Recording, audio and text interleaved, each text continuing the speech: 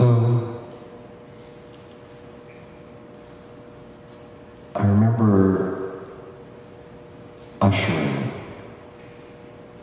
for a Tori Amos concert many years ago.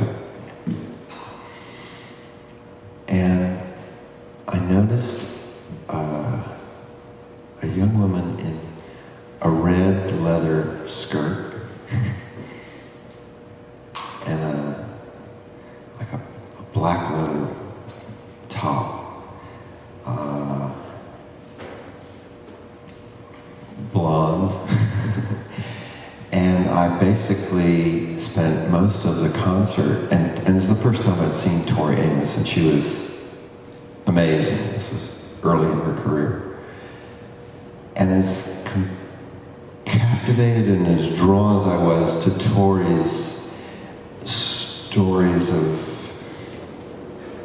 growth and change and surprise and longing and trauma and joy, I almost got whiplash from looking backwards again and again and again at this woman a few rows behind me. And I'm not a shy person, so when the concert was over, as we walked out, I just stopped and said, I think she had noticed me looking at her. I just said, I couldn't keep my eyes off you, and I just think you look amazing, and it'd be fascinating to have a conversation with you. And she said, okay, let's go have a drink. It was just that easy, which was not always the case.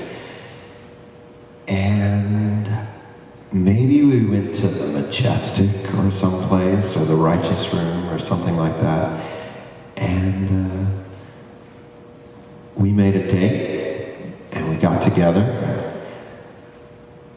and before I know it, we were living together. And her name was Janelle, and she was training to be an opera singer. But she had just moved from a very small town in North Carolina. She had a very severe Southern Baptist upbringing, and she was stretching her wings in all sorts of ways. And a few months later, when I had the flu and I was delirious with fever and she was taking care of me, she said we should get married. And in my delirium, I said yes. We had a wonderful few years. We didn't actually get married. But I was coming into my own at that time, creating something for the city called the Arts Hotline. It was the number you would call to find anything going on all around town. And I was being invited to every arts event everywhere. And I was drunk on the connectivity of it all. And I let my ego get the best of me. And she was overwhelmed by all that. I can remember coming here with her, and she wanted to just huddle in the corner. And eventually she felt that I wasn't there for her. And I came home one day and the apartment was empty. She'd taken all her stuff. And I was devastated.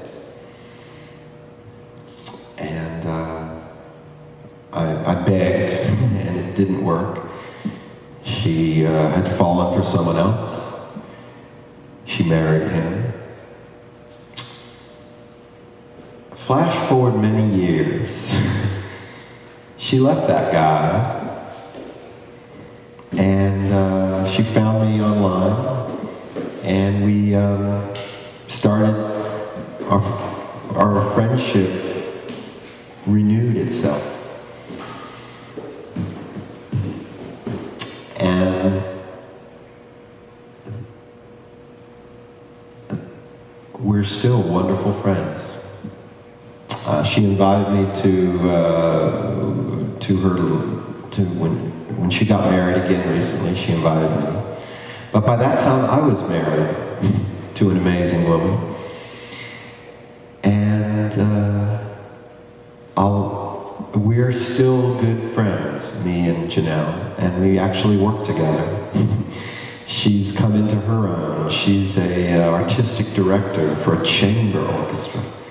And it's very interesting to stay friends and work with someone platonically when you've had these months and years of some of the most intense physical relationships I've ever experienced. And, it would be easy to think of her as the one that got away. But with age comes a certain kind of wisdom. And I realize what we've done over time is found out the way we can, the way we're supposed to be in each other's lives.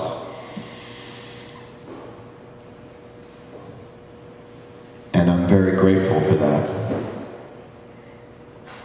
But I am still very grateful that she was willing to go out with me that night and have that drink and begin an adventure that has lasted so many years.